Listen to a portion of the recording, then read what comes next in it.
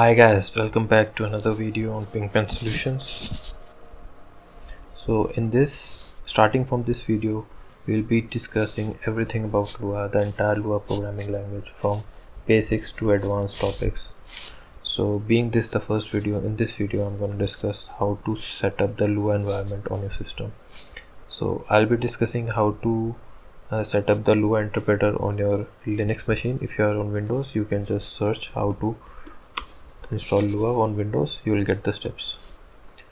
So I'm on the Lua website, official Lua website. Here I'll go and download the latest version of Lua. So here I have downloaded. As you can see, I've already downloaded the same package and I've placed it on desktop. So now I'll just unzip this. So as you can see, after this unzip command, the tar.gz file has been renamed to .tar. So now what we'll do is just cf and Lua. But this will extract all the files inside this tape archive and place it inside a new folder, Lua 5.4.2. Now just cd to that folder.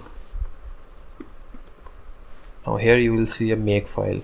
So to install Lua on your system, all you need to do is just run this make command, and it will start compiling all the Lua code for interpreter and compiler.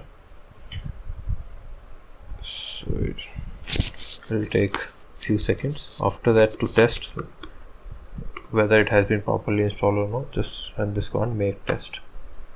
So as you can see here, it is printing Lua and it's a current version which is installed on our system.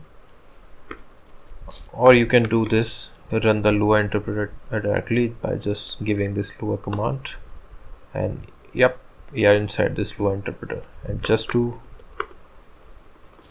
complete this video, I'll just print our first hello world program in Lua.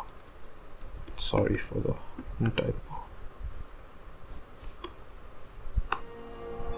So there you go. Thanks for watching and stay tuned for future videos.